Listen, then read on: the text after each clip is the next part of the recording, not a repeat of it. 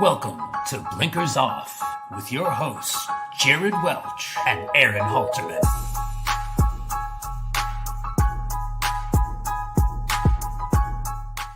Hello, everybody. What is up? It's another Blinkers Off episode. I'm Jared Welch. He's Aaron Halterman. It's Thursday, July 24th. And like I said, Blinkers Off is back, and it's Jim Dandy week. What's up, man? Yeah, it is Jim Dandy week after a great Haskell, and more good races to come. Had a 3-year-old race today as well. That was exciting. So definitely kind of getting back into the major 3-year-old races after that Triple Crown series was so good, and it's really these races haven't disappointed so far now as well. With the other one on the horizon, and then the big one, the Travers, coming up in a month. I see in the chat it's already going. So I mean, like what we've got is basically what we're establishing the top 3-year-olds right now. We've got journalism, of course. You would assume Sovereignty winning this weekend, if not Bieza, if it's one of those. But okay, and then Chancer McPatrick, of course, the Curlin winner. Those are your top 3-year-olds, right? I mean, where the hell did that come from today? Yeah, it was a surprising effort for some, not for Patrick in the chat. He had this horse pounded, but surprising effort for some for sure. I did not think the horse could win at 1 1/8. That's for sure. And I thought the other Chad Brown horse was just going to run away from the field, and thought, man, maybe we got a decent one here. And then he kind of stopped a little bit, and Chancer went and just barely got up. The 7-horse So Sandy was right there, and right at the last, Chancer McPatrick kind of fought back and was able to get the job done. So he'll go to the Travers now. I don't know what that means for him. Can he compete in the Travers? Not sure. But, I mean, it was a big win for him today. I don't care what kind of race it was, for him to win at 1 1/8 is something I didn't think he could do, and he did it. And so you gotta tip your hat to him, no doubt. I mean, yeah, I give credit to anybody that had I know that it's not like the Curlin most years, but this year especially was anything to write home about. But I mean, it's listed stakes at Saratoga. I didn't think he really wanted to go more than one turn. He felt like a one-turn horse, and yet he wins at 1 1/8. And even like you and I were talking before, earlier, it was like, even if take out the fact, like if you didn't know any of those horses, like it was just a random race you happened to be watching, even like the way the race was ran midway through the stretch, you're like, there's no way that horse is winning. Like forget the fact that it's Chancer and whatever. I'm just saying, like, the way he won the race, it looked like he was totally beat. Even looked like he was totally beat 50 yards from the wire, and yet still found a way to win. I think the best race caller in the country as far as picking up like moves is Frank Miramati. And if he hadn't have kind of gotten excited, because he was kind of like, and Chancer's starting to really hit his stride. And I looked back and I was like, I don't think so really, but he was right. And Frank is really good about calling out horses and kind of noticing them before a lot of people do. And he did there. And I thought, well, that's kind of a big call for a horse that's going to get third right here. And then, he wins. So, he's a really good at picking that up. And like I said, if I would have had it on mute, I still probably would have thought, he's running okay, but he's not going to get there. Anyway, yeah, no, like I said, it really looked like Chad's other horse was getting ready to run a huge race and maybe actually stamp himself as one. Like, hey, you might be able to play him underneath in the Travers or something, depending on what happens and what shakes out this weekend. And then, you realize, oh, he's stopping, so this is going to get tight. Yeah, I mean, like even Chad Brown said after the race, like he thought that was what was about to happen as well, which kind of tells you, like, hey, that was the horse that he put in the race. Obviously probably giving Chancer the shot, but assuming it's probably that one that's gonna, if he's gonna run in the Travers, would likely be that one. Where now all of a sudden he doesn't, and here's Chancer. I'll say this, and the one thing Chad also pointed out, he is 3 for 3, Chancer that is, over a fast dry track at Saratoga. Whatever that means, what it means. Maybe he's a horse for course on a fast track, but he is 3 for 3 at the track when it is fast. That's true. Yeah, that only loss did come on Belmont Day in the Woody Stevens. So, no, for sure. Look, last year he's a horse I loved and bet a lot, and then this year I just haven't liked him very well, including today. So, the good news, I guess, for me is he hasn't had a lot of success this year.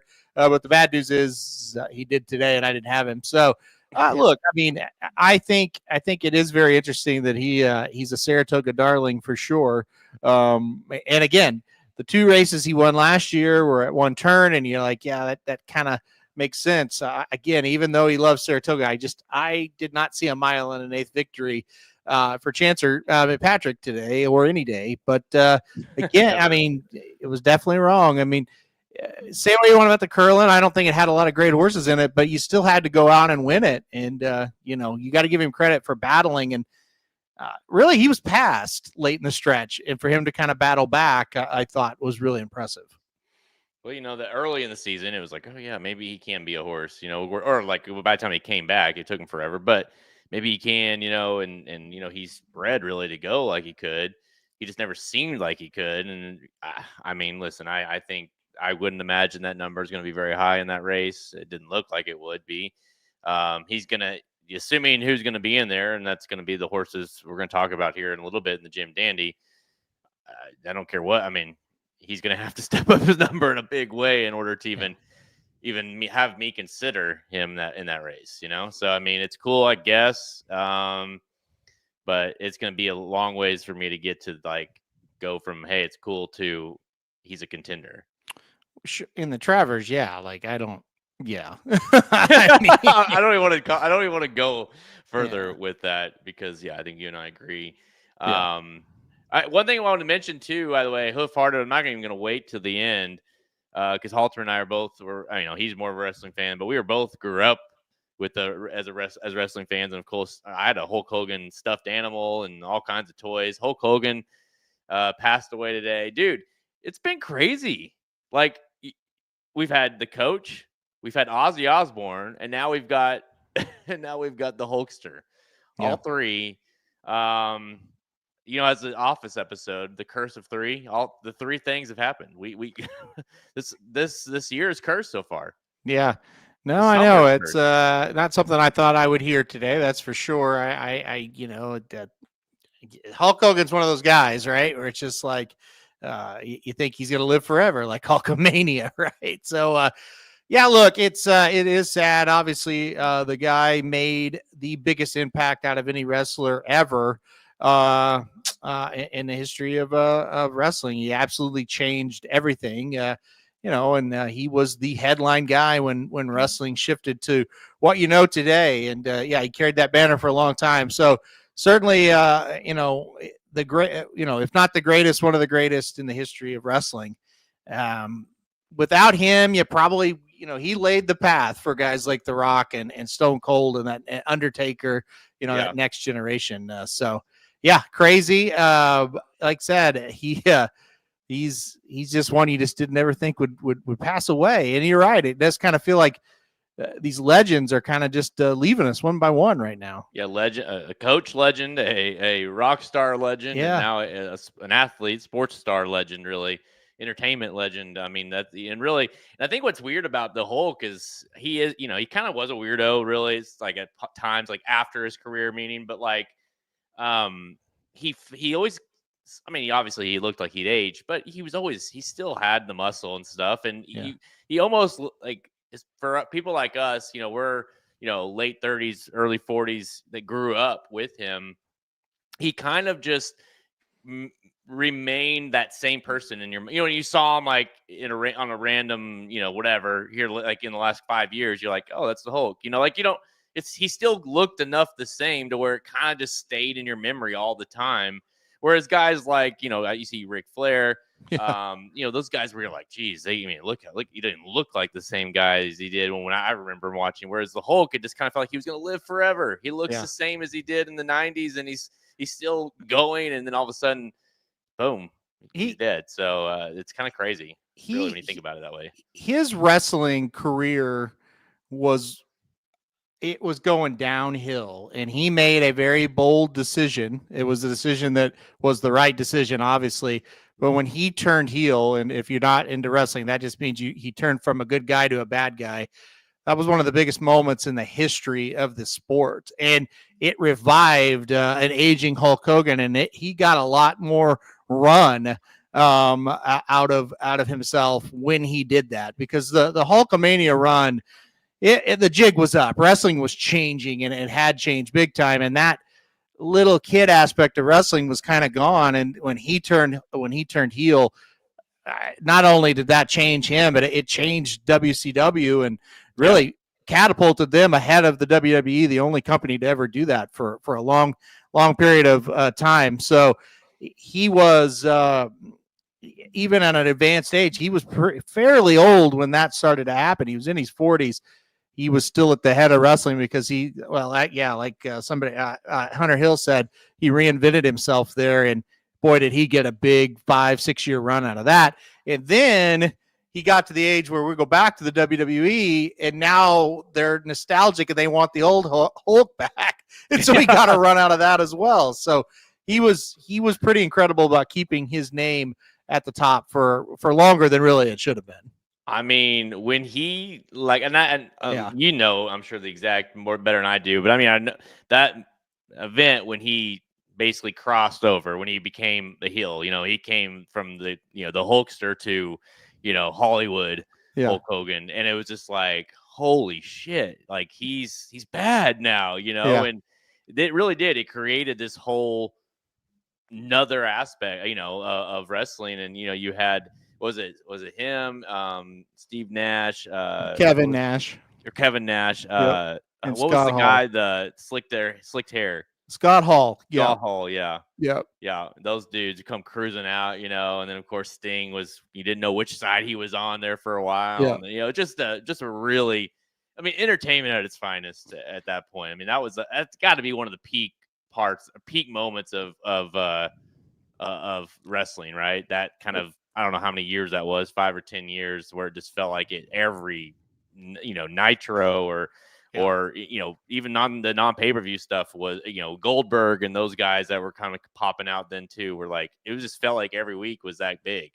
Yeah, it was never any bigger any time before or any time after than it was in that period there in the late 90s, about 1995 through 1999, 1996 through 1999. And Hulk and WCW and the whole Hulk Sting angle, which they totally screwed up, but I'm not going to get into it. But that elevated WCW to a level where the WWE panicked and they went pretty much an X-rated show is what they went to, right? And they developed these characters that were just crazy for wrestling, just a total adult characters, and it raised the game of wrestling. People loved it, but what happened was they did everything possible in the world, and then by the time 2-3 years passed, there was nothing left for them to do. And so now they were in that weird shot where they hot-shotted it, and everything you could possibly do in wrestling, they did it. And then it's like, now what are you going to do? Well, you can't break somebody's neck for real, right? So what are we doing? And it went through about a 15-year period when WCW went away, where it was extremely boring for a lot of it. Not all of it. There were people I liked, but a lot of the television was very boring. It's kind of made a resurgence now, but I don't think it will ever be what it was when we were basically, what were we, about freshmen, 8th grade freshman, high school through like senior year. That was the peak of everything. That was just when it was at its best. I mean, so two things that stand out, and there's tons of memories I'm sure that you can remember, but two things that stand out about him, Hollywood. Well, I'll say Hulk and Hollywood. Yeah. Obviously, defining moment of his career has to be when he body slammed Andre the Giant. I mean, that was historical and in like all contexts, right? And then the other thing was, I still remember, and I'm not even kidding, guys. Like, I know, like, we'll get into the horse racing, but I'll say this. Like, I literally remember where I was at still to this day, and I don't even know when. I had to have been like 8 to 10 years old. The night, and I think it was Nitro, when Sting had Goldberg in the Scorpion Deathlock, and he had him beat, and that little bastard Hollywood Hulk Hogan came flying out there, nailed Sting off when, lo and behold, the ref didn't see it, and Sting lost. And I am still not over that night. Okay. Well, first of all, you were not 8 to 10 years old. You were probably 16 or 17. No. I would imagine at that time. There's no way I was out. I was at my grandma's house. I No, remember you weren't 8 to 10. That's for sure. You may have been about 14 to 15 because I'm a couple years older. So let's say I was like 14. I think that's probably right. well, Goldberg didn't come around to like 1998. So well, dude, I don't know what you would have been then. 14. I bet I was like 14. Okay, but anyway, yes, Sting probably should have. They probably should have put him over that night. They didn't, and that's kind of the story of Sting's career with Hogan and WCW. But again, I don't want to get into all of it. That's a different podcast for a different time. But I have a different website someday. But yeah, I remember that as well. The Hogan slamming the Giant was Vince McMahon at its finest. A lot of people don't realize the Giant had been slammed many times, but it wasn't ever on television or anything. So they made this big deal about it. And several people had slammed him, including Hulk Hogan. But nobody really realizes that. They all made a big deal. This is it. This is the time, So yeah. And then who farted? I gotta say, Hogan Rock WrestleMania 18 was probably the craziest crowd reaction I've ever seen in my life. That you got to, if you haven't seen that, go to Peacock and watch that. It was crazy. But anyway, I mean, yeah, like you said, I imagine there'll be quite a bit of, that's the thing too about the three guys we mentioned. Like the coach, and Ozzy Osbourne, obviously, and Hulkster. All three of those guys defied just their sports. Yep. If you saw D. Wayne Lucas, most people like, oh, he's that horse training guy, or if you saw Hulk Hogan, there was no mistake, right? You knew who that was. And same with Ozzy Osbourne. I mean, he was more than just a rock star. He was this iconic character, that really, if you said Ozzy, you knew who he was. And so, and they had the reality shows and all those things. So it's like these three guys were more than just who they were in their sports or their industry. They were, like you said, they were just like these figures that, these legends that, and it's weird that it's all kind of happened in a, month span, really, for us. Yeah. I think the greatest thing you can say about somebody is they were a trailblazer. And I think all three of those people were. Yeah, for sure. And what I mean by, like we were talking about Lucas, and I said he set the tone and showed the path for people, and so did Hogan, and so did Ozzy. Imagine a freaking rocker like Ozzy having that reality show. I mean, that blazed a path for other people as well. So, yeah. And, one thing on Lucas, to bring it back to horse racing, I was thinking about today that makes me even more sad. Like, when Christophe Clement passed away, I was shocked and it was awful. But Miguel Clement just takes it over, and it's like the Clement name's still there. He kind of acts like his dad a lot, and like he's having success. And it's like, yeah, Christophe is gone, but you still get to see that barn and what's going on, and it's good, right?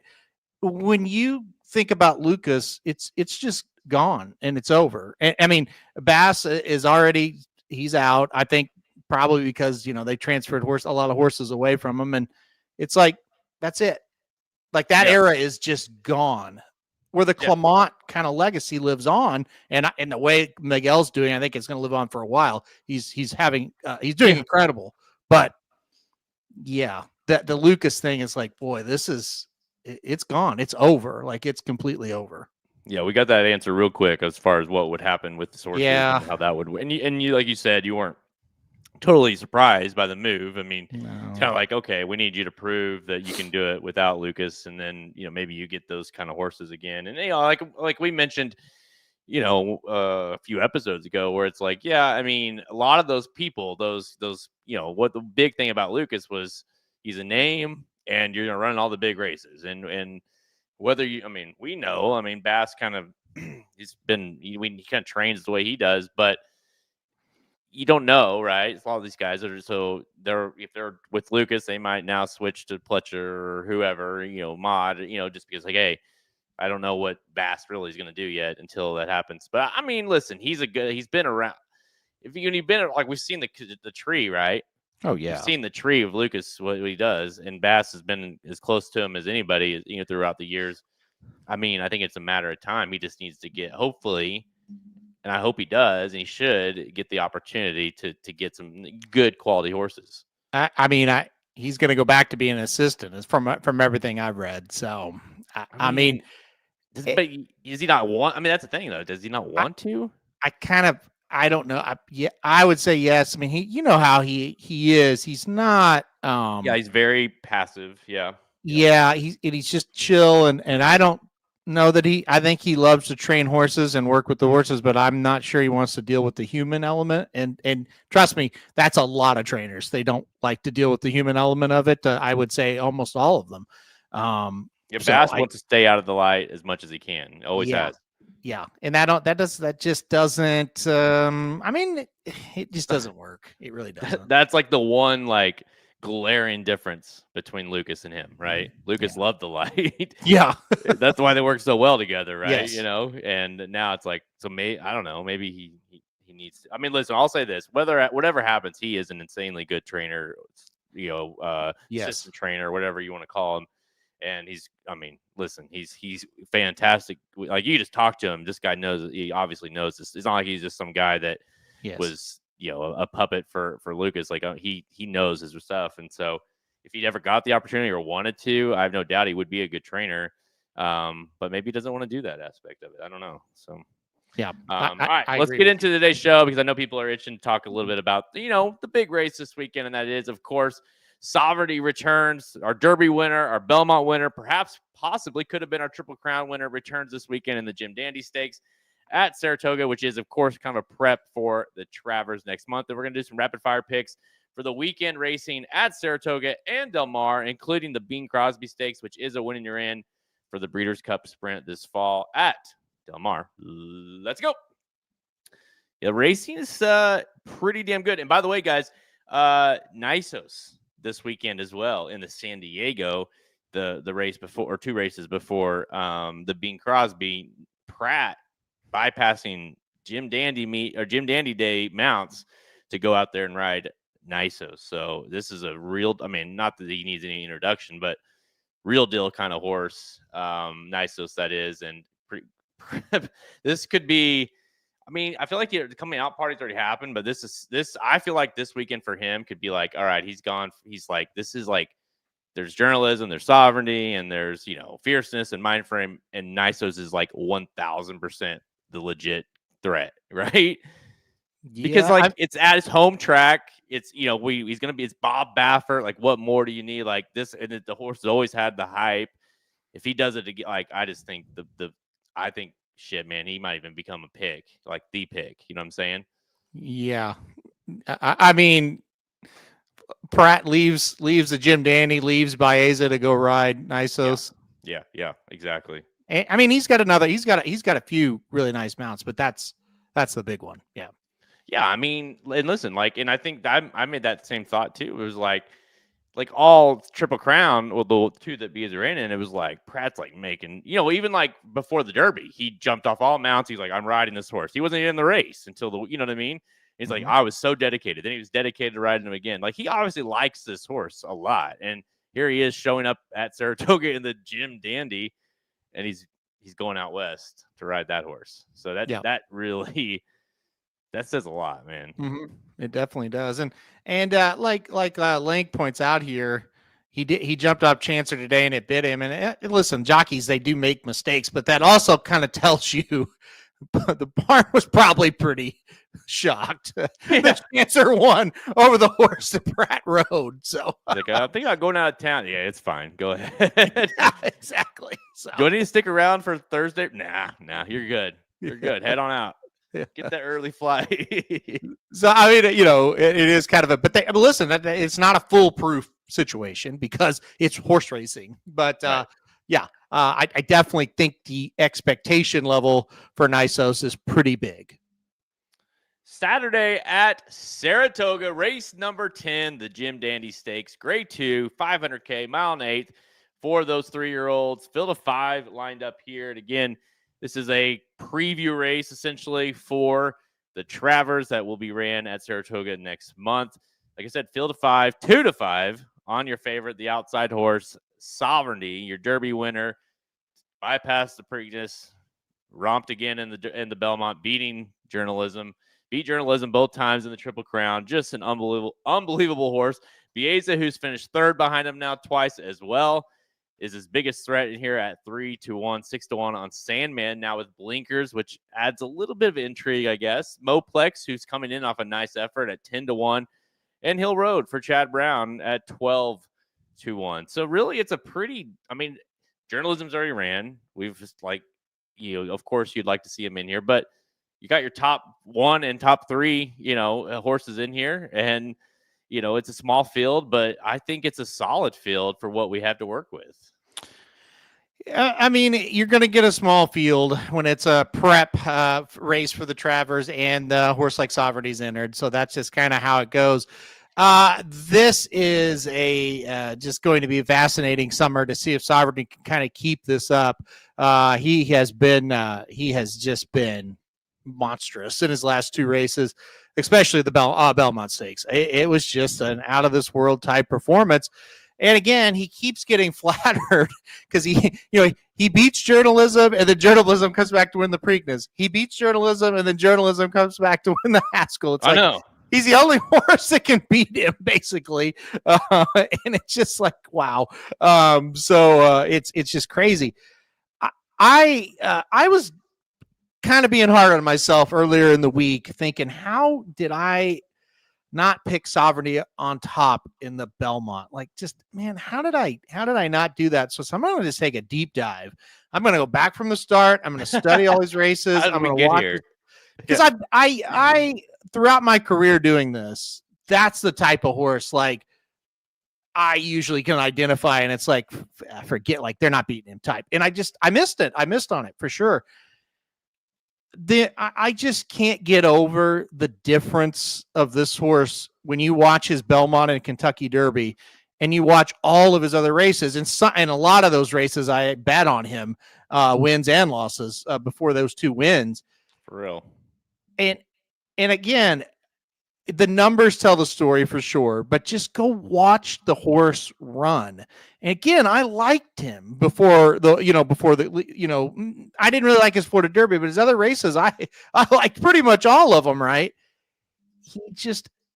He looks different now. I don't know what happened, and I don't know.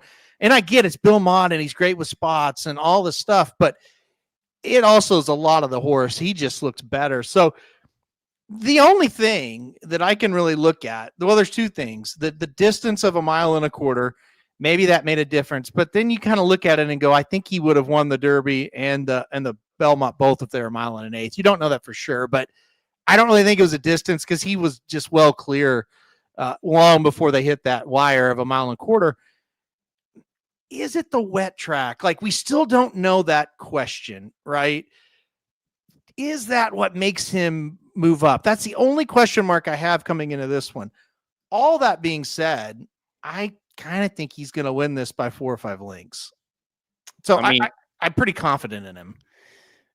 Here's because if for whatever reason Bieza had been running elsewhere and then now they meet and Bieza winning, then you're like, yeah, maybe we'll see. But we know this. We've seen this song and dance already. We know. You watch the Derby, you watch the Belmont, and you're like, oh yeah.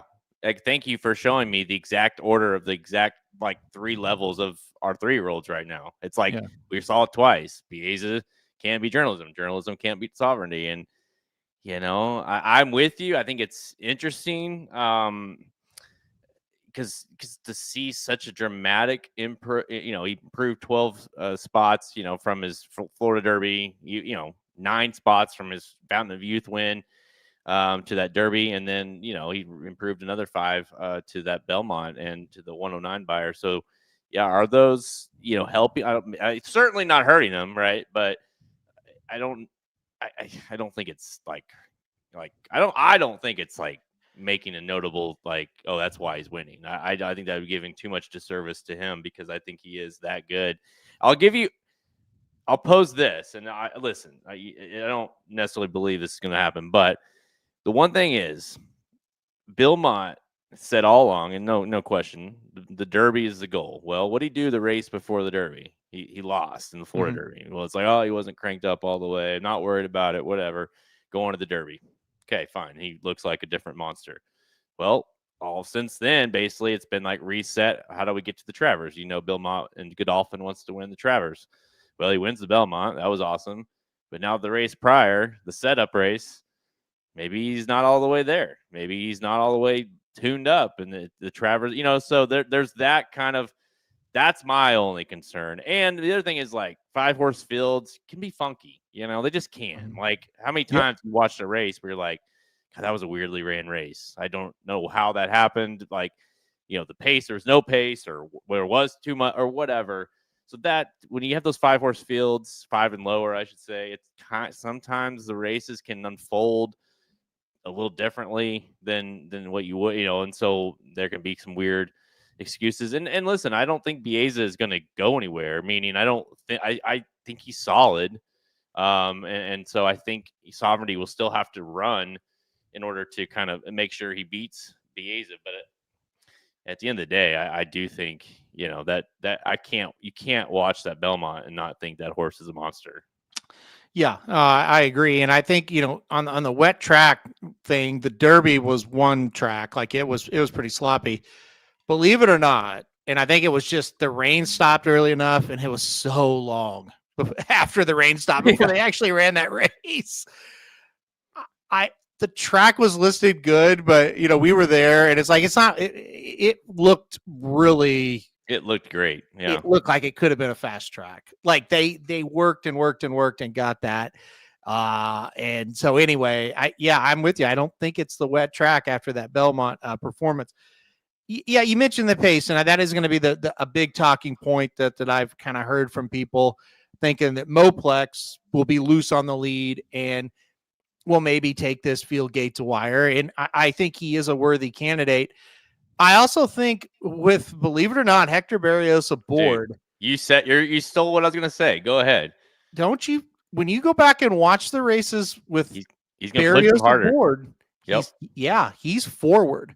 Yep. Wouldn't be he breaks from the rail. Yep. Totally. You're not going to, you never know for sure in horse racing, but you've ran behind Sovereignty twice and tried to move and got waxed. Yeah, you're not getting to him. Yeah. Wouldn't you just go? Yeah. And if he goes and Moplex goes, doesn't that kind of set it up for Sovereignty about 2 links off the lead to go get him? I totally agree. You've got to run this race like you did the Cincinnati Derby, and yes, you got to be pushing. If you're not on the lead, you got to be pushing Moplex the whole way around. Hit the top of the stretch, you scoot on, and you just say, you know what, Sovereignty, if you can get me, then then you just plain beat me. But you absolutely cannot expect to run down Sovereignty, because he's just getting going the more the race goes on. So you need to, basically steal the race in some ways. I completely agree. As soon as I saw, obviously, once all things kind of lined out and Pratt's not there, and who Rowan was like, yes, you're gonna. Not that I don't want Pratt, but I do think, and I do think other factors go into that. Meaning, like, the Derby is obviously a weirdly ran kind of race, and you're further back maybe than you intended to be. In the Belmont, he kind of ran in spots, Sheriff said, and he kind of never really got. He clearly said he didn't run his best race. He thought he could run a lot better. With that said, the Cincinnati Derby, his maiden. I think, go. I don't think you need to be like setting insane fractions, but because especially like you saying, man, well, shit, he ain't. He's got blinkers, but what is that gonna? You'll still be in last. Hill Road, if he's not last, it'll be Hill Road being last. So it's like, okay, Sovereignty, we know, like, he was a little bit forwardly placed last time out in the Belmont. We know Moplex will go. So where does that leave Bieza? Well, you better be in second. You better be right on Moplex. And hey, listen, I would even say take the lead. And hey, if Moplex being drawn outside wants it, then come around to me and get it. But otherwise, I'll do it. We talked about last week. Like, I'm just going to say, well, I'm not going to be PC anymore, right? Just going to say what I say. If Baez is this damn good, piss on what Moplex does. That's the way I look at it. Yeah, like, exactly. This horse, so much hype, and everybody loves him and all this thing. If you're sitting there worried about Moplex, I'm sorry. Like, and look, I underestimated Moplex in the Ohio Derby, hand up, but this is not some kind of monster. If Baez is as good as everybody says he is, go to the front and just try to take it to him. I think that's what they'll do. I think they're crazy if they don't. And if he's a monster and he can get clear of him, he might hold him off. Like, it's possible that he can do it. Like you said, the one thing we know, if you turn for home and you're behind Sovereignty and you think you're going to run him down, I mean, good luck. I don't think any horse can do that, let alone Baeza. But look, Baeza has to do something here. Yeah. Or I'm just beyond done talking about him at this level. Totally.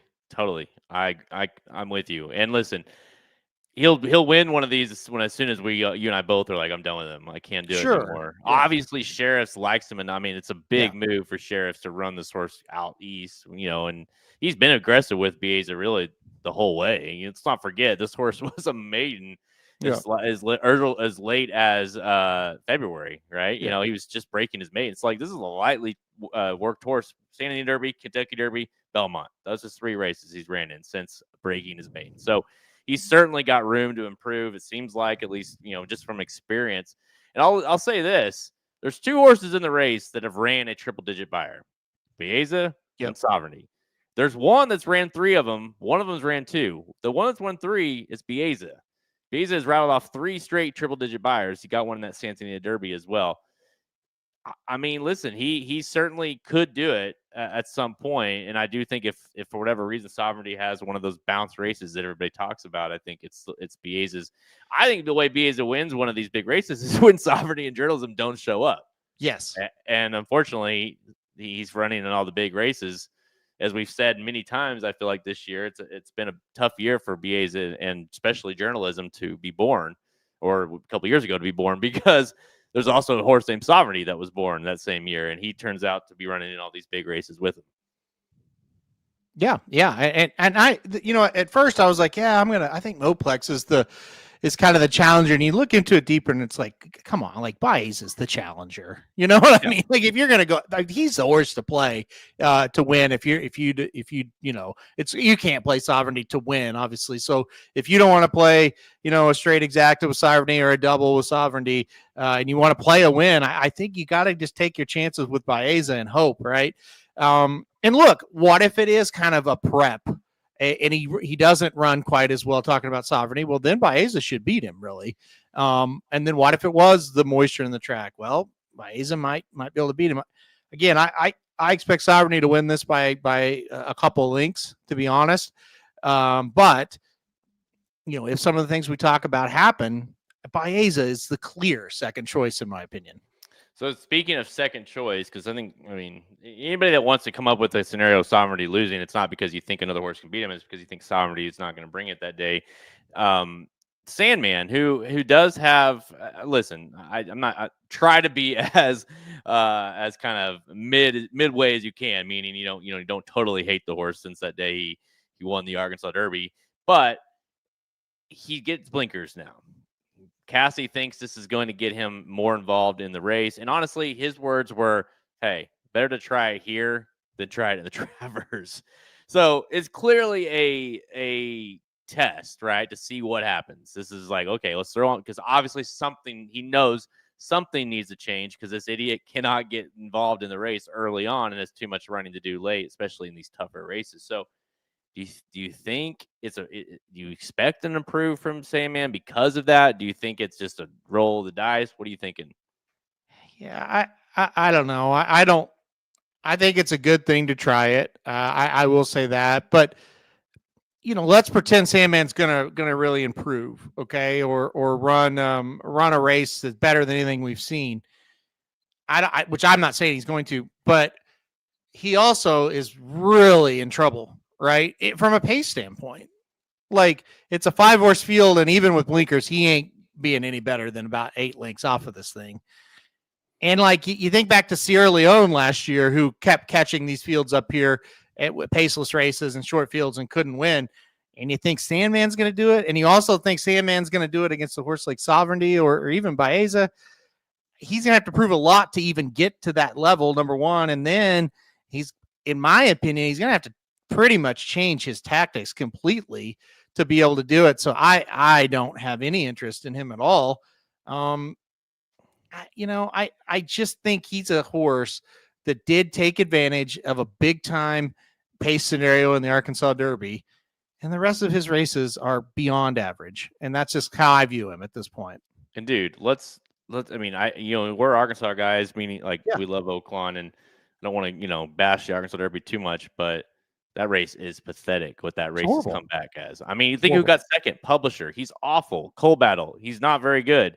Look at I mean, Cornucopian. He's on a milk carton somewhere. We don't know. Like, that horse is been so mismanaged. It's not even funny.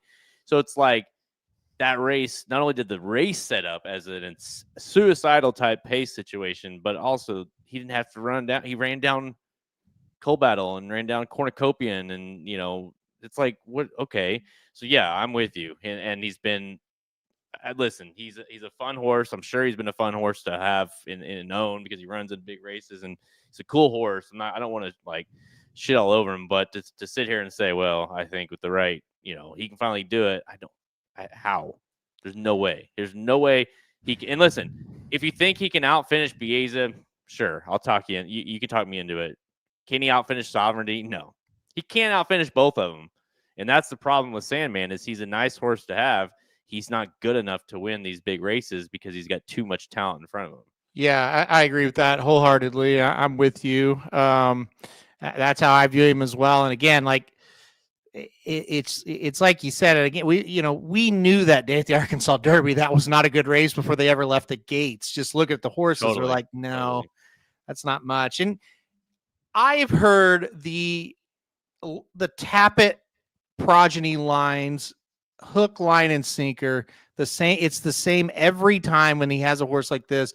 He's filling out. He's really grown into his frame. He's made a lot of strides. Every summer you hear it, and it doesn't happen. Yeah. So Metaverse wants to know what odds do you think is realistic with Bieza? He's sitting there at 3-1 on the morning line, 2-5 on Sovereignty. So I guess the best question, I think really the best question is because we know Sandman loves to take money.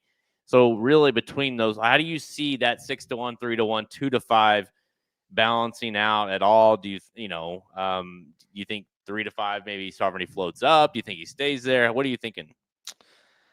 Oh man, I think Baeza is going to end up being like 2-1 or 5-2. I think because the problem is I think everybody's going to gravitate because what happens is they see a horse like Sovereignty, and you're either just going to lay a ton of money and just hope to get back your smaller return because you think he's not going to get beat, or you just go, okay, forget about him. Let's cross him off. Okay, these other four, who we betting? Baeza is a standout in every single way on paper. So it's like, okay, who out of the next four are going to take money? It's the one 9 times out of 10. So I think he's 9-5, 2-1, something like that. Let's just say let's say he goes to 2-1. Let's say Sandman goes to 5-1. So that would, Sovereignty would have to float up a little bit to 3-5, maybe he goes 1-2, at what point are you talked about the player, maybe wanting to bet a bunch on him. At what point are you like, okay, I can't play him. He's too low, or, hey, that's fair for me. Yeah. I mean, it comes down to, okay, how many times out of 100 do you think this horse is going to win? Right. And 2-5 is almost right at 70% of the time. Do you think he's going to win 70% of the time against this field? I kind of do. So it's probably fair. Now, do you want to really bet a 2-5, even if you think the odds are fair? I mean, most people would say no, and I would say no as well. I'm not going to bet the horse to win, but I mean, I do think the odds of the morning line are fair. If he was to go to 3-5 or 4-5, I would bet a win at that point because the return's enough. If I bet $100 on this horse and get 60 back, that's not a bet I would make all the time, but it is a bet I would make on a horse like Sovereignty, who I'm not confident in, right? Or say if Journalism was 3-5 or 4-5 last week, I probably would have done it as well. So I'm not against betting 3-5 and 4-5 shots if you're super, super confident. So anyway, but I don't think you'll be that. I think you're getting 2-5 in the Belmont. The Sovereignty over Journalism exacta paid about 6.5 to 1. you'd assume a smaller field, and Baeza basically taking the place of journalism in that case. What do you 3 or 4 to 1 on that exacta? I mean, it's just because to me that's like the logic, right? If you don't want to play the win, okay, I'll play a straight exacta and I'll play the 5 over the 1, call it a day. But what will you actually get on them? You think maybe only like 2 to 1 because of the field size is what I'm worried about. I think if you want to juice up an exacta, you have to go 5-3 and just hope that Moplex gets out ahead and can't be passed, but except for Sovereignty, let's say. But I'm just afraid that Sovereignty by A's it's going to pay pretty light because there's just not. It's simple math. There's just not a lot of options, right? So, if there are horses, people will bet them. Even if it's a little amount, they will bet them. There's just not a lot of horses to bet here to spread out the money. All right, so we're both on Sovereignty here. It is a prep for the Travers. Obviously, the Travers coming up. Does this race here mean anything? I mean, in terms of obviously, if he loses, it's a knock on him, but puts journalism a little bit closer. But he still needs to beat Sovereignty, I would say, in the Classic. But do you think that at what point does Sovereignty become kind of a lock to win 3-year-old honors? Does he need to win this and the Travers, or just the Travers, you think? Probably just the Travers. And I think he's in real good shape, pending if journalism was to do something amazing, and then win the Classic or something. But I think if Sovereignty can get the Travers, he should be the 3-year-old of the year. Like I said, pending something crazy. I don't think a loss here would hurt him that much. I do think a loss here, and the chatter of, maybe it was a wet track, and on a dry track, maybe he's not as good. I think that will really amp up, which in turn you might get a better price on the Travers next time out. But I don't think even a loss here will really hurt him as long as he, I think August 23rd is the race that's circled for Sovereignty. If he wins that one, he could stand a loss in the Jim Dandy, and I don't think anybody's going to care. Now a win will just strengthen it even more, to win this race. So, at the end of the day, until journalism beats him, I mean, Sovereignty could almost lose out, right? As long as Sovereignty was to beat journalism, say in the Breeders' Cup, finish ahead of him, there's just no way you can put journalism ahead of him because he beat him and he decisively beat him. Yeah, it sounds like journalism is going to go to the Pacific Classic. I mean, that's at least like staying out west. No confirmed spots yet for McCarthy, but that's kind of alluded to that. And then seeing these two face each other potentially in a Classic. Obviously, with the Haskell win, punched his ticket to the Classic last weekend. So you would assume Classic showdown, and what a showdown that would be, especially if he wins the Pacific Classic. Beating Elders as well. And then comes here, then this path, you have Sovereignty. Let's just say he wins the Jim Dandy and the Travers, and then boom, we're showing up with the hell of it. I mean, listen, it would be fun just to talk about. I still think Sovereignty has the big edge, but still, I'll say this, and I'm not saying it's going to happen, but if Sovereignty were to lose this weekend, you kind of wonder because McCarthy's a player, man. He's not afraid to take shots. If all of a sudden he's like, oh, I saw a chink. There's a little chink in the armor there. Maybe we'll come back out east and give the Travers a go. Well, so here's the deal. Let's assume the horse is going to be ready to roll for those next round of races, which will either be August 23rd or August 30th, right? Let's just, because I'm not sure. That looked like a very tough race for journalism, right? But he's bounced back off of tough races before. So let's assume he's ready to go. This is the ultimate scouting weekend because he's going to get to watch Nisos in the San Diego. Nisos, we'll see what he does. And if he romps and he's amazing, you might just forget about the Pacific Classic, right? Because he's going to be there. And like you said, what if Sovereignty loses? What if he loses badly? Like, what if something goes terribly wrong? The Travers is still open. And I think they were careful to say, yeah, I think maybe we'll stay home. But we haven't ruled anything out because they're going to scout both those races and then try to make a decision based on what they see on East Coast, and then on each coast, I should say, and then they're going to say, okay, what do we have as a horse right now? Does he need a little bit of rest? So they're in a great spot. They went up and got that grade 1. They got another one in their back pocket. And now they can sit back because here's the deal. If he skips the next round of races, nobody's going to be critical that has a brain because this horse has danced all the dances. If anybody's earned a little bit of a break, it's this one. So it'll be very interesting to see what they do. Yeah, let's not forget that, Pharaoh, he took off from the Travers all the way to the Classic.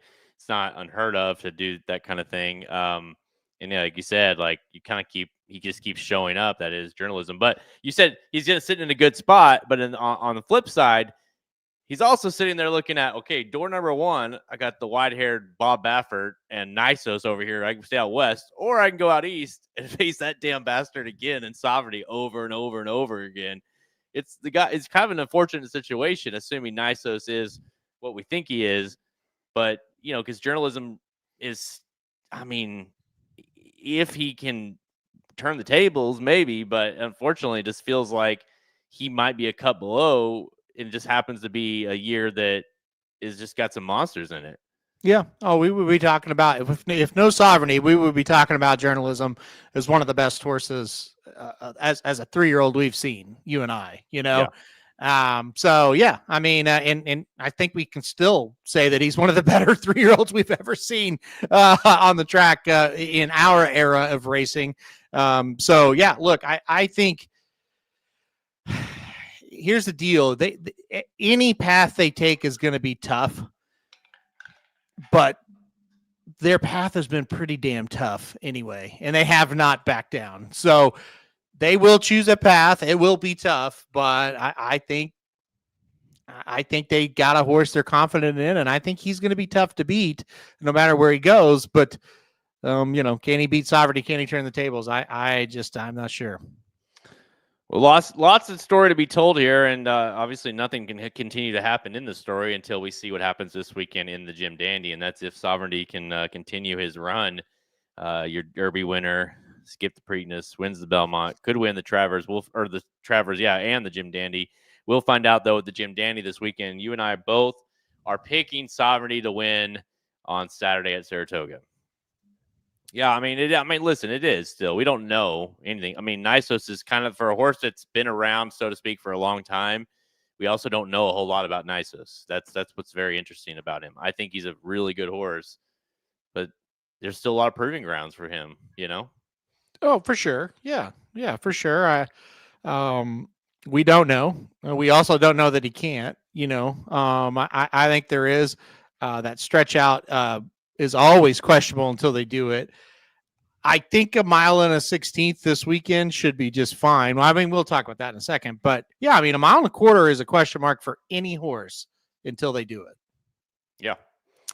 Yeah, and Baffert will tell you that first for anyone. You just never know until they run it. But he definitely seems like a horse that's not going to, like you said, there's no indication. But we'll talk about him here coming up. But first, let's get to Rapid Fire, and this is presented by the Jim Dandy 2025 Betting Bible. We just talked about the Jim Dandy, kind of some options of how to bet that race, and not just that race, the whole entire card at Saratoga on Saturday. We have the Jim Dandy Betting Bible available this weekend over at racingdudes.com. We had the Haskell Betting Bible last weekend.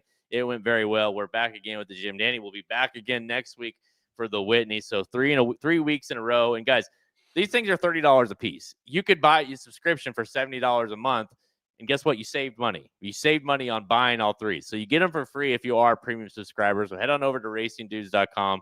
Either get that premium subscription or buy the Betting Bible alone. It is available right now at racingdudes.com. All right, let's kick things off here. Let's go to Friday. We'll backtrack one day. Friday at the Spa, race number 9, the Amsterdam. So we're $200K, going 6.5 furlongs for the 3-year-olds.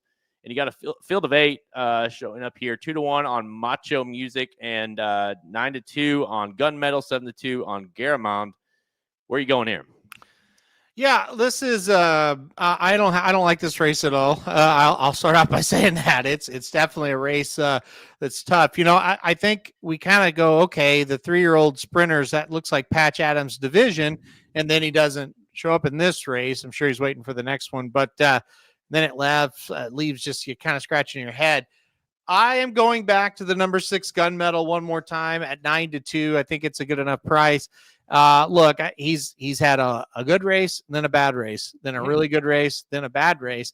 So last time out, I just kind of think he kind of got a rough trip and just said the hell with it.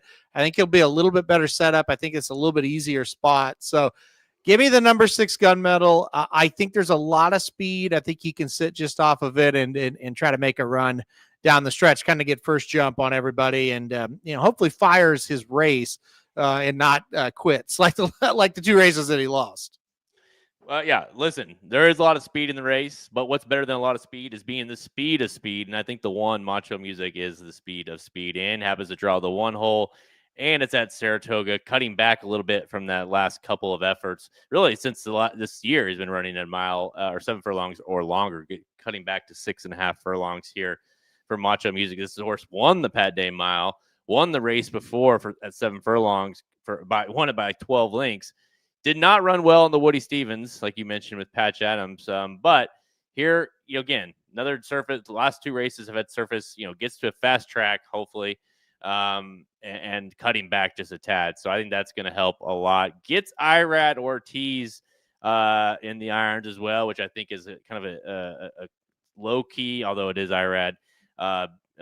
Help, given that he drew the rail, he's fast. I think Irad's just going to run the shit out of him. Honestly, I think he's just going to get him to the front by all means, and let's try to make this thing go gate to wire. So give me the 1 Macho Music. I think I took him in the Woody Stevens. I mean, we'll take him one more. I'll try one more time. Did you have any thought on Gearmount, or can we agree we don't like that horse? Yeah, I never know when that horse is going to run well. I didn't have a lot of interest here, but look, I didn't have a lot of interest in Chancer McPatrick today either for Chad Brown, and he was able to get it done. So Garamond maybe as well, but you do kind of look and go, boy, weird entry there. I know, so I didn't like him very well in the spot.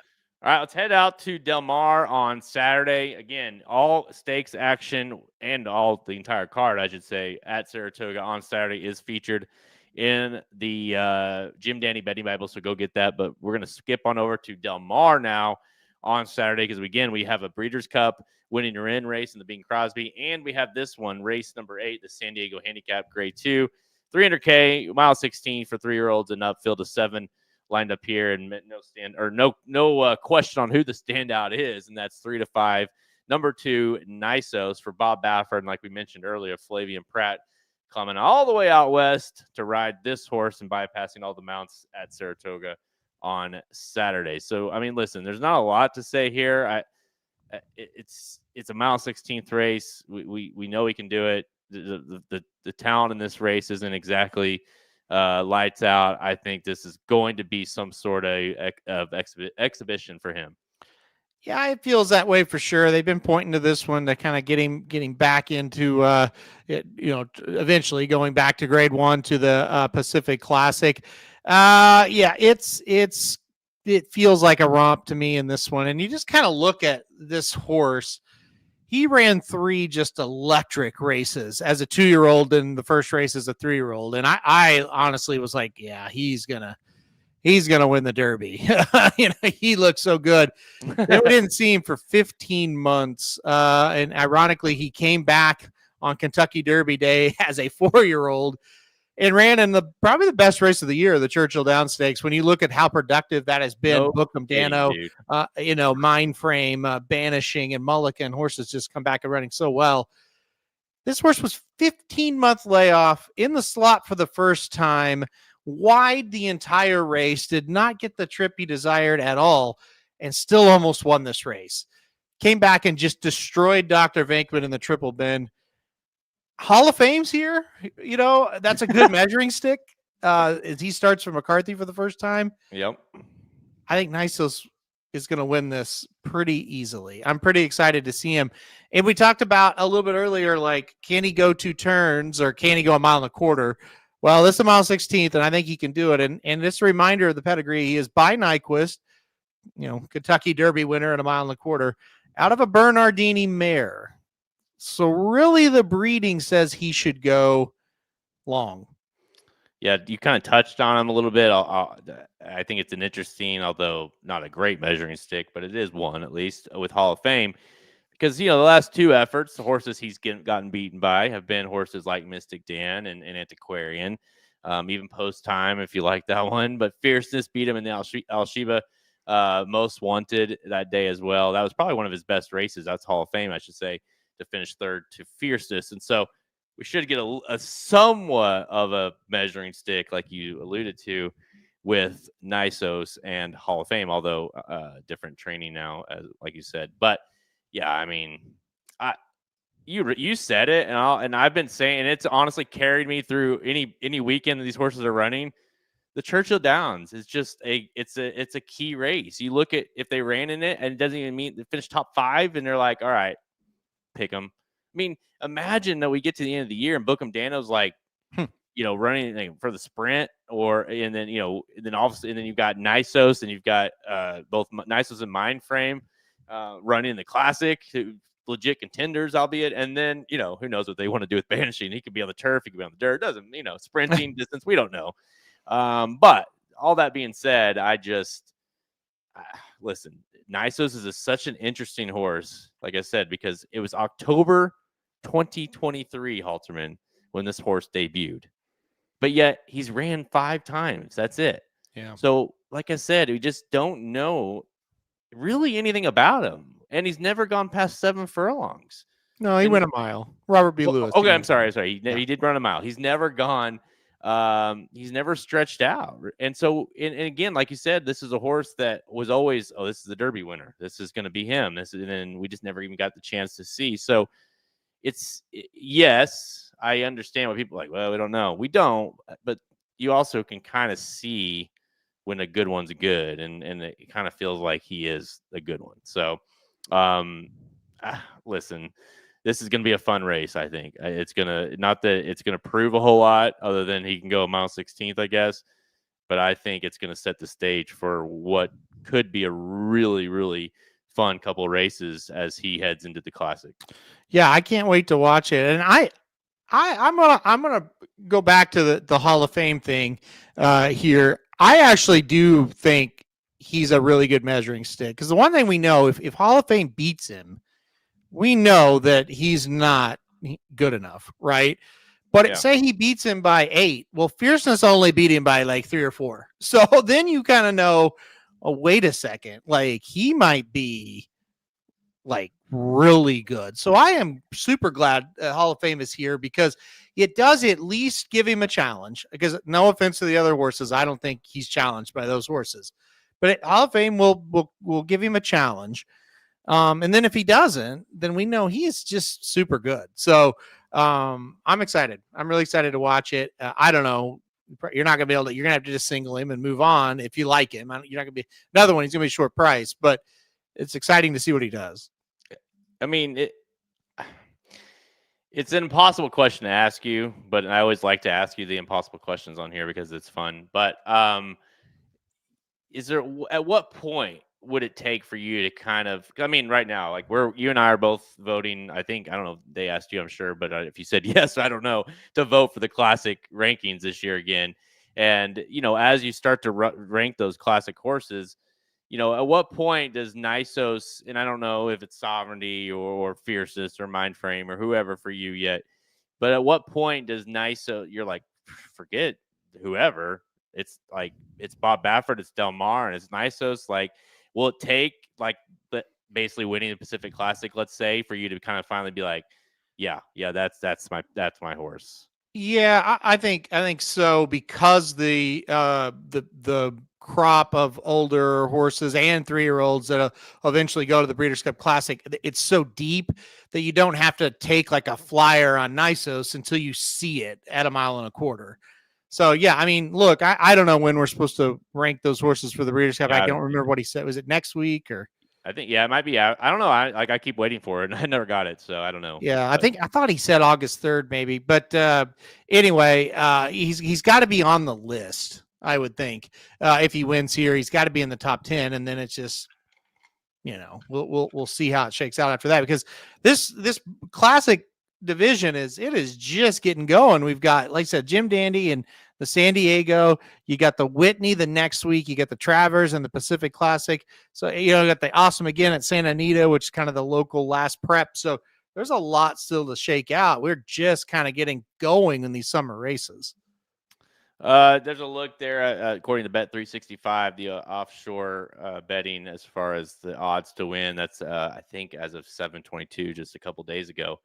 But Sovereignty is your 3-1 favorite. Journalism 7-1. Fierceness, Mind Frame 12-1, 12 plus 1200 on Nisos there, Halterman. So if you like him and you do think he's the goods, and you think more than the way I always like to look at these futures is if you think Nisos will get to the Classic and be, 3-1 or whatever, then no matter what, if he wins or not, you made a 3-1 turn into a 12-1. To me, that's value. Now, what happens after that happens. But so if you do think he can get there, if you're looking at those last, say, 1,000 and up, I mean, I think he's probably one of the better bets. Sierra Leone is interesting. He could round back into form as well. I mean, tough to say no to 10-1 on the the returning Classic winner.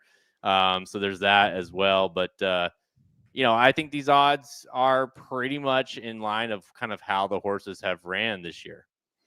Yeah, I would agree with that. The only Torpedo Anna is hilarious, by the way. But the only worry would be the injury situations with Nisos. I don't know if I want to bet him right now for a race in November. Let's put it that way. So yeah, that's the bad part about Nisos. And really, I mean, if we're just going to be honest, that's a bad part about a lot of Bob Baffert's horses lately in the last, I don't know, what's it been, 5-6 years now? They just don't stay around very often. Like a horse like Jazzy, who we're going to talk about in a minute. Yeah, he's still around. So anyway, yeah. Great segue, Halterman. It's like you do this for a living. Let's go to race 10 and go to the Bing Crosby Stakes on Saturday. By the way, we both are picking Nisos on Saturday. Grade 1, 400K, 6 furlongs for 3-year-olds and up. And again, it is a Breeders' Cup winner in for that Breeders' Cup Sprint here at Del Mar in the fall. And we got a field of 9 showing up here. Interesting to see world record come out here with Pratt now aboard. He's out here already.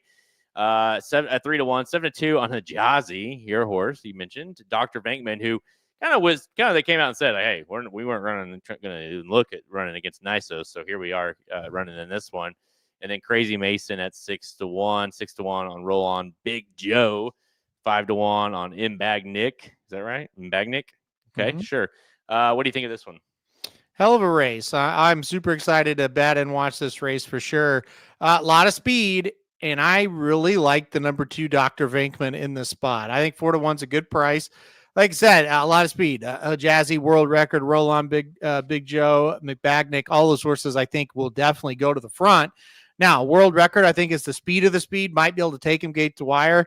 But if it gets pretty darn hot up front, I think Dr. Venkman is going to be tough to hold off. I like him in this spot quite a bit. I also like the number 1 Crazy Mason, who's coming from way out of it in this spot as well. So I like those 2 horses the best. And Crazy Mason, a New York stabled horse, won 3 races at Road Aqueduct, went up against Bookham Dano and Mulligan in the True North, got beat 4 lengths, and said, the hell with it. I'm coming out west. I'm not facing this horse in the Vanderbilt. He gets a great setup here. So I think the 2 and the 1 are the 2 dangerous ones. This is interesting comment. Favorite in the sprint. And I don't know about the sprint, but let's just say like in a world where things don't go great for Nisos in this race or the next one or whatever. And all of a sudden they're like, hey, let's go the dirt mile with him. And he could be deadly. So it's possible, I think, with him that, hey, if things don't work out for Nisos going long, he's obviously been proven to be very, very good going shorter. But brings me back to this race. I went with the 1 Crazy Mason at 6. I think the odds are too good. It's such a good race. It's a competitive race. And more than anything, you said it, the race sets up just so well for him. And listen, there's I keep saying it. If like, it's like I keep going, like any horse that ran in the Churchill Downs and I go, Bookham Dano, like, all right, he got beat by him. He ran well, finished, 4 lengths behind him. Now he comes out here. Yeah, he has to ship out. And there's always that question mark But those last couple efforts, 98s, 97s, I mean, this is a horse that is very competitive with this kind of field. And if the race sets up, it's always a little challenging at Del Mar to come from way, way off. But I do think the pace setup here will be in the one's favor. So give me the one, Crazy Mason. Although I'd say I don't have a lot of confidence just because it is such a good field. Yeah, I mean that's just it. And you know, it's definitely one of those races that's very different from what we saw last week of the Vanderbilt, where it's like for me at least, I handicapped that 2 minutes and I said it's Bookham Dano, and if anybody's going to beat Bookham Dano, it's Mulligan, and the rest of them can fucking forget it, right? Like it's going to be one of those two. That's by the way, that's pretty much how the race unfolded. Yeah, right. Yeah, exactly. You look at this race, it's like, oh yeah, any of the 9 have a shot. You know what I mean? It's like, by the way, you remember when Spirit of McKenna was like a really good horse? Yeah. And this horse is just fallen off an absolute cliff. Since I mean, what he rattle off like 3 in a row, I think, and they were all pretty convincingly won. He won like the Triple Bend, and he won the San Carlos, and then the horse went to the Bing Crosby. And then since then, dude, it's just never even sniffed winning.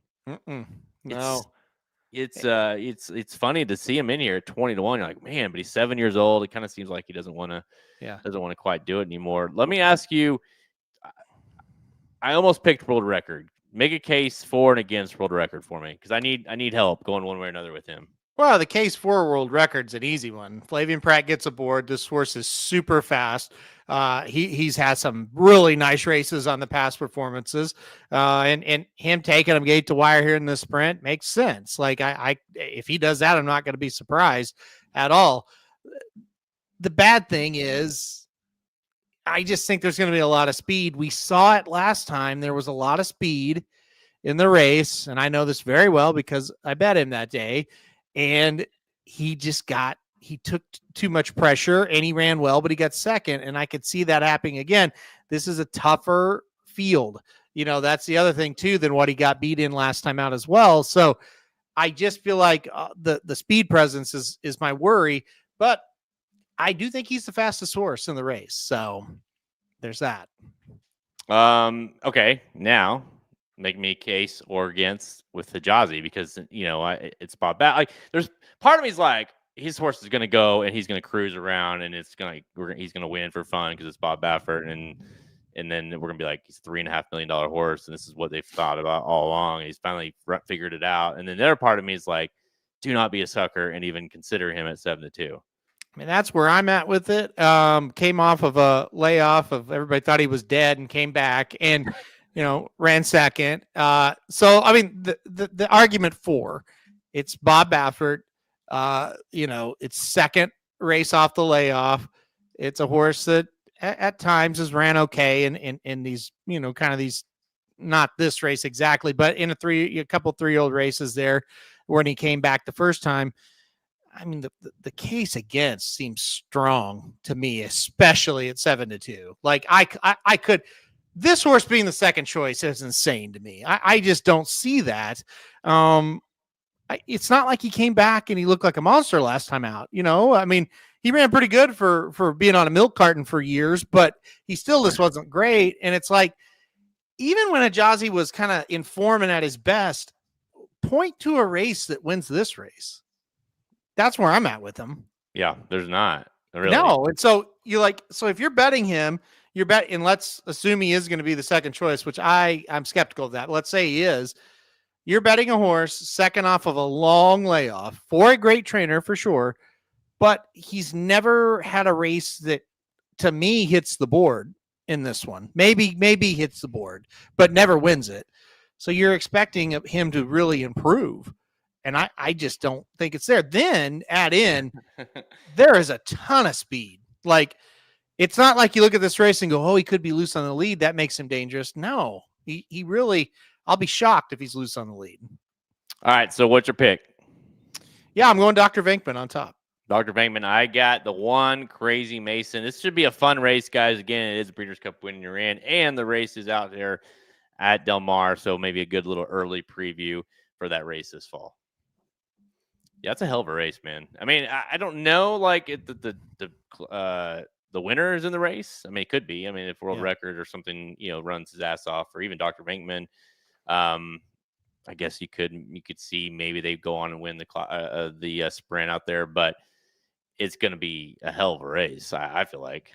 Oh yeah, I think it's gonna be a really good race for sure. Yeah, and it's to me like Bookham Dano is like 2-5 against that field, but there's a long way till November. You never know what's going to happen. He could lose form a little bit. So yeah, you got to keep these horses. If one or two of them run well, you got to keep them fresh in your mind because I mean a lot could happen. All right, guys, that's all the time we have. Check us out over at racingdudes.com for our free picks and those premium selections. Speaking of premium selections, make sure you go get that hands on the Jim Dandy Betting Bible. It is available right now. It covers every single race on the Jim Dandy card on Saturday at Saratoga. My picks, Halterman's picks, not just the picks, but exactly how we're playing each race, the doubles, the pick threes, the exactas, the wins, whatever we see fit for each race. You have those bets. You have John White's picks. You have AI picks in there. The whole team at Racing Dudes, we've got analysis, betting projections. Everything is in there. And again, it's a good preview for the day. It can help you kind of tee up whether you're an inexperienced bettor or maybe you just need to see kind of hone in your bets as well. It can be for all skill levels. So go over to the website and get that. You can get it for free as well if you're a premium subscriber. I saw this comment in the chat and I wanted to touch on it because I just saw a quote today from Pletcher. It says, Pletcher pulled a Liam's map and ran Mindframe and Fierceness in the dirt mile. He said, talking about those two horses, he said today that Pletcher, that he basically kind of, you read between the lines too, he's going to enter both Mindframe and Fierceness next week in the Whitney, with the idea that Mindframe will probably be scratched. Okay.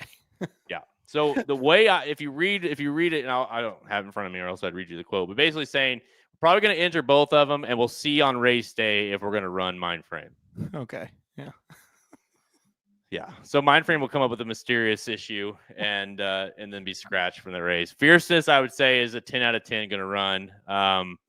But don't count on both of them running. It would be the way I would look at that. I always have just been baffled by why they do that, but I know.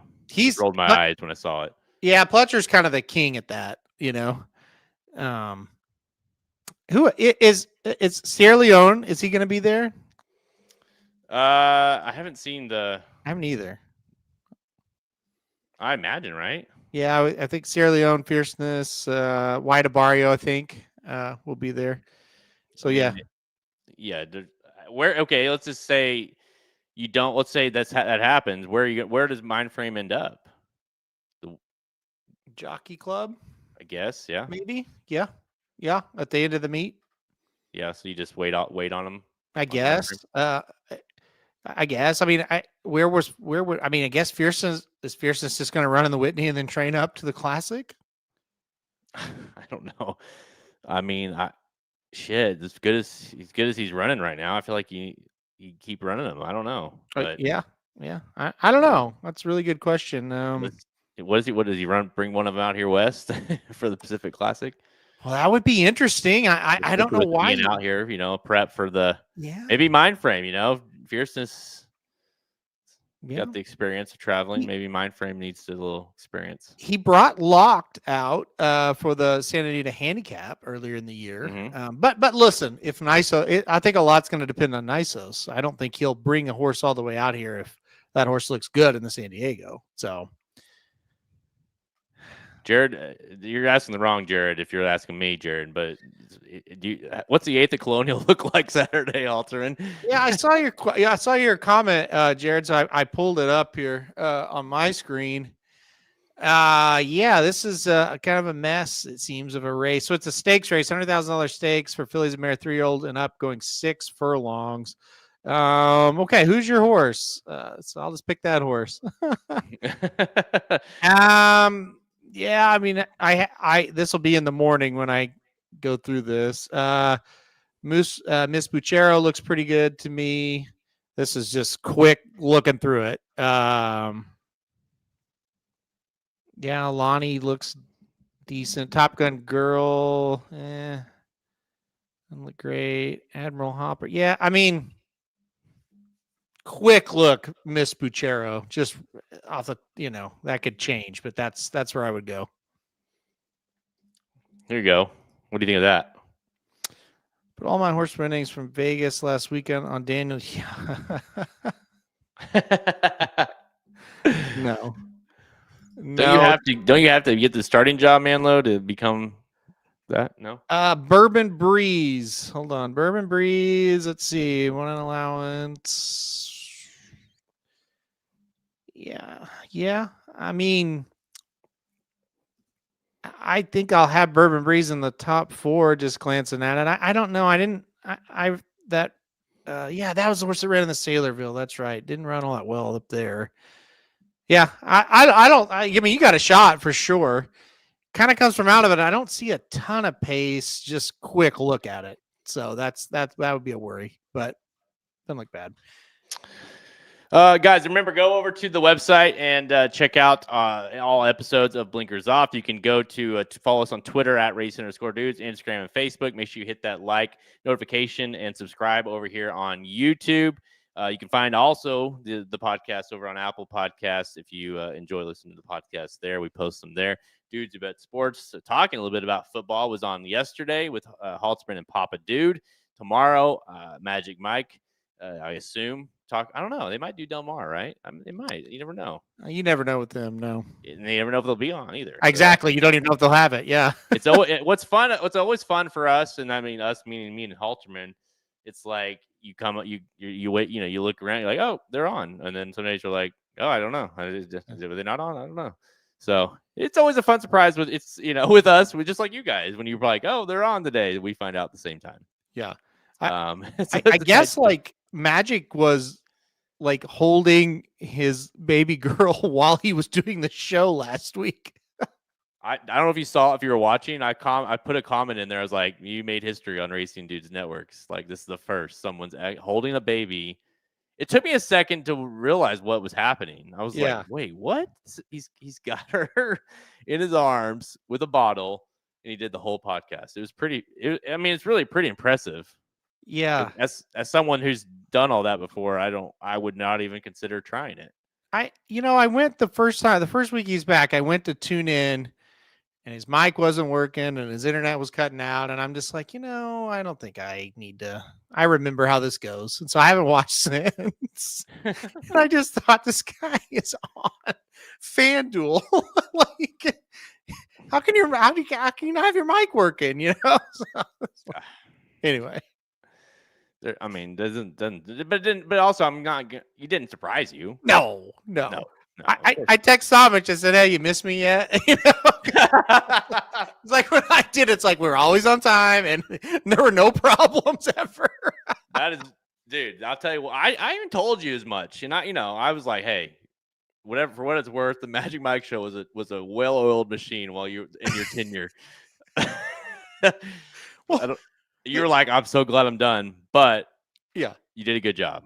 Well, the first day, so much was like, wow, we started on time, and your computer didn't freeze up twice, and I can hear what you're saying. This is going well.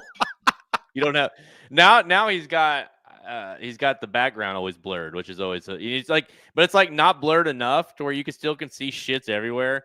So it's like it almost looks like he's standing up. I don't know, like if it's like I almost want to think it's like the computer's on his dresser or something. Right? Like, so they moved a long time ago, and when they moved, that was the excuse. It's like, yeah, we moved, we got stuff everywhere. I get that. That's moving is not fun. It's been months. So, hey, they've had kids. He's working. I don't know. I don't know. Listen. There's certain people and certain you're just like, you know what? You just don't mess with it. I know. Yeah. It's just like, God, you gotta love him. Man, that is magic to a T. That first day I was watching and my internet just cut out and he's gone and I'm just dying. I was like, oh God. And I'm like, he sounds like he's in a box talking. And I'm like, oh, okay, he doesn't have his mic on, It's just like listen, like you said, if he was any other way, then you wouldn't love him as much. Exactly. For a half second, I was like, I'm so glad I don't have to manage him anymore.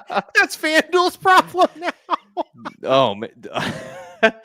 Listen, all kidding aside, he's fantastic on that show. So, well, he is a fantastic on FanDuel. He was a fantastic employee as well. Yeah. Behind the scenes, he's doing the Magic Mike show for free. I said, "You're not coming back. You're full time with FanDuel. Like, you don't have to do this." He's like, "Oh no, I'll do it." I was like, "Okay." So yeah, all that. But and also, the first day back, he was telling me the website crashed. And the website hadn't crashed since the last day he worked for us. The website always crashes on Magic, but nobody else. So I'm like, fuck. So I get off. I'm like literally doing something like, oh no. Because when the website crashes, it's not a big deal, but you got to alert somebody immediately and then they'll fix it. We have got very good like tech, right? So I run to the computer and I get on. I'm like, fuck, it's working fine. Like I test all the stuff. It's working fine. I text him back. I'm like, it's fine. He's like, yeah, I think it's my internet. I was like, oh, why are you the way you are, Magic? God, it's like, did you not go to a different website to see if it was your internet before you text me? No. And I had to stop everything I was doing and run in here and panic because look, I mean, maybe we overreact sometimes, but that's our livelihood. And when the livelihood is down, that means we can't do anything. Like we're helpless. Yeah. So that is a major emergency when the website goes down. It doesn't happen very often, if ever, anymore, but still it's a big deal and it can happen. It will, I mean, listen, it stops you like wherever you're like, there's like, it's certain, there's like a list of things where I tell you, hey, it's such like, oh, well, I'll mess with that tonight or whatever. Like, it's not, it's like, yeah, it's an issue, but it's not a huge.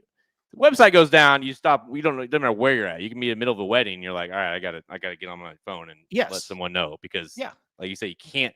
Part of what's made us who we are is that every single day, 365 days, 24/7, like 7-Eleven, we're open all the time. And you come to the website, it's there, and it's like, if you're just like, hey, it was down for a couple of days, we're back. You can't do that. You can't have someone come to the website and it doesn't work. So. Especially he texts me at like noon on a Friday. Well, shit. Like, if it's down noon on a Friday, we are losing money. For real. Yeah, for real. And my thought was 1, user error, 2, what button is he pressing that's making the website crash? I also thought because we bought him that computer to work for us years ago. And I thought, well, maybe we should get that computer back. But then I thought, well, shit, it's got so much porn on it now that there's no way that it's usable. Like he's ran that thing into the ground. Dude. So I think that one is that's a write-off at this point. That computer would give your computer a virus without even touching, bro. Like that you bring that computer into your house, you're going to get a virus. So you need to leave that one alone. Let him have that. It operates in its own environment over there. So I can talk about what's on the bottom shelf because it's my kids' favorite thing. Because every time they see us live, they want to come back over to Halterman's house because he's got wrestlers, tons of wrestlers. In honor of today. There he is. We should have had that on the screen. There you go. Hulk. Yeah. That's awesome. I've got all kinds of shit over there. Hey, as a kid, did you have those I can't remember what they call them, like little buddies or something? Yeah, wrestle buddies. Yeah. I had a Hulk Hogan one of those. I had Hogan and the Warrior. I had Ultimate Warrior. Yep. Yeah, I had him as well. But he's got a little Woodford back there. It looks like. I got Woodford over here. He's got a nice little background. I'll give him. Yeah, I don't know. There's all kinds of shit, but I call sometimes a lot of that stuff people have given me over the years, or we found it, or whatever. Yeah, we definitely want to get rid of the keyboard. Like, there's no chance that the keyboard would be any usable. I have to tell you what. Hold on here. I've got something. I don't know. I gotta find it. Hold on. All right. Yeah, it's the keyboard would be a joke. You couldn't, and just knowing where it's been, the whole computer in itself and what's been searched, it's not worth the effort to it's it's just you let them have it at that point. Well, I don't know what I did with it, but my brother, his job is he cleans out repossessed houses. So if the house gets repossessed, the bank owns it, and then the bank will hire my brother to go clean it out. And I got a phone call from him once, and I said, "Hey," he goes, "You know a track named Delta Downs?" I was like, "Yeah, I know Delta Downs." Yeah. He said, "I found a Delta Downs birdhouse." So what? He goes, it's got this horse logo and it says Delta Downs and it's a birdhouse. What? I said, yes, I'll take it. And I don't know what I've done with it now. That's the most random thing ever. The Delta Downs birdhouse. It's the ugliest thing. It's like brown and tan. Do you think someone made it, or did they like do some weird ass giveaway for those or something? Let me see. Oh, here it is. Here we go. It used to be. Here we go. Yeah, look at this thing. Oh, wow. Where's see the Delta Downs logo? It's like an official logo. Yeah, I think it was a giveaway or something. It has, maybe. yeah, it almost has to be that, or it's a big ass tree ornament. Yeah, isn't that something though? I mean, obviously, I think a lot. I put it in my closet, but yeah, that's cool. Saratoga should come up with those and then put some their little famous white and red tints on it. That'd be cool. You know, if he said, "Hey, I found a Saratoga birdhouse," I'd be like, "Yeah, probably give away." But like Delta Downs, that's wild. But yeah, he found that one day. Pretty crazy. Definitely, of all the things you could have said, like Delta Downs bird feeder would not be probably my top 1,000, maybe top 10,000. So maybe top 1 billion. She said, "Hey, give me the most random like giveaway items you could think of." Delta Downs bird feeder's not on the list. So. Yeah, I know. Every once in a while, he'll text me. He's like, "Hey, I found whatever, just the most random thing." I was like, "Yeah, I'll take it." Because like, there's a beer can over here somewhere that's got like a horse on it from I don't know how long ago it was. So anyway, this has definitely been the best giveaway for me, anyways. Oh yeah, I've got that somewhere. The American Pharoah bobblehead. Yeah, that is a cool. Yeah. And then this bracelet was what we got when he was on his Triple Crown trail. That's right. I remember those. So kept that. I'm trying to. Yeah, I don't know. I've got a lot of shit from different racetracks. I've got like big growlers from I think at the time it was Indiana Grand when we went up there for the Indiana Derby. You're supposed to only get one, and we stole like 4 or 5 of them. So I've got those here somewhere too. I have a Patrick Mahomes autographed jersey that I want to get framed, and then what I want to do is I want to put it where that thing's at. Yeah, put it over there. So like I gotta up my game a little bit. Yours is really cool in the background. Mine's pretty lame. No, I just got a lot of bullshit. Like, just a lot of things that's really not valuable. I do have some things that are valuable, but a lot of it's just these, Delta Downs bird feeder or birdhouse. So anyway, yeah, but I've got like the most rant. It's like we'll take charge picture, a Travis Kelce signed football, and a Payne Stewart signed poster. It's like the most, and then coming soon, Patrick Mahomes jersey. It's like it's the most random autograph section. And an autograph Dwayne Lucas. Oh yeah, as well. So it's just like the most random autograph section over here. Yeah, I got Victor Espinosa's autograph over there. I do have a Jordan Bennington mask. I do like it quite a bit. That's pretty sick. Is it autographed? Yeah. Oh, yeah, that's pretty cool. Yeah, that's probably my favorite thing. Yeah, but is that it? They're up on the top shelf. Sort of? Up on the shelf there. Yeah, that's pretty sick. Yeah, actually, I think the bird feeder was there, and then that replaced it. Yeah, good choice. Unless you can go to the track and get someone, get Victor Espinosa to sign your bird feeder. Then maybe that would be amazing. Yeah, I like goalie masks in general. Like just. Even if it wasn't signed, I'd like it because it's I don't know. I just like goalie masks. I don't know why I'm weird. So. Oh yeah, no, you're not weird. Anytime Cohen's, he's like, man, I love those goalie masks are sweet. They're so cool. Yeah. They have the cool designs on. Some of them have those cool random designs, and so yeah, he likes them too. So you're just a kid. Yeah. Well, kid loves goalie masks. So all right, guys, that's gonna do it for us again. What are you talking about? Nothing happened. Yeah, it's made up, right? Would never. I don't even. There's no list, right? That's pretty awesome. In wing sauce, though. It's got to have the wing stains on it, or else it's not authentic. Hey, I got to mention something because we're talking about goalies and Dale Romans. Bobrovsky ran today in the third race and won easy. So I was super excited. Bobrovsky, obviously the goaltender for Florida, so they named a horse after him. That was awesome. I'm a huge fan of that horse just because of the name. So, dude, what was the name? I had to add this. What was that? What's that horse's name? The other Mott horse that ran that last Friday that was awesome, or Thursday? Maybe it's Thursday. Stars and Stripes. Yeah, Stars and Stripes. And I tweeted out later, like, obviously, if you have no brain, you don't know it's a joke. But like, I think it said something like Stars and Stripes. Wow, that actually might be the best Mott horse in the barn. People lost their shit. Like, how can you say that? I'm like, okay. I mean, really? I mean, it's amazing how dumb people are. But sometimes, like, you'll send me screenshots. I'm like, man, really? Like, they fell for that? Yeah, I know.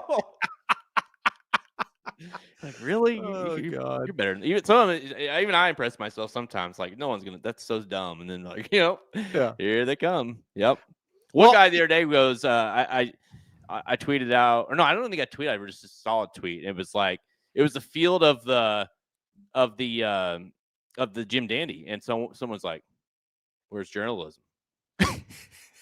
And I replied, "He ran one day ago. This was on Sunday." I said, "Yeah, like you're at Sunday." Yeah, he ran one day ago. Oh, well, where was Sovereignty? He's running this weekend. There he is. It's like, holy shit! I can't even handle this. Yeah. That wasn't even me. I just couldn't help. I couldn't handle the stupidity. I said, maybe next time do a little more research before responding again. One guy this week on YouTube, I don't remember who it was. I did the weekend recap, and I said, hey, according to the connections of journalism, they're probably going to skip, the Travers and stay home, or maybe skip the, all that next round of races completely. They mentioned the Pacific Classic and the Awesome again. So basically just kind of reiterating what the trainer / owner said.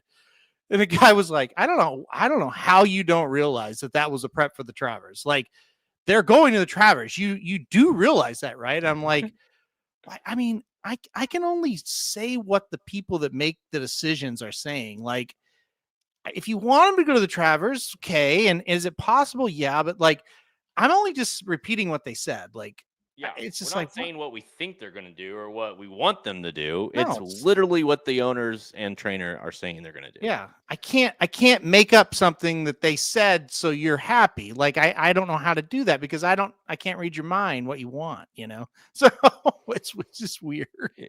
I tell you what, dumb people are everything's magnified online, and the dumb people are just next level. Really, it's almost. I mean, I wish I could say it's unbelievable. It's really not. It's pretty believable.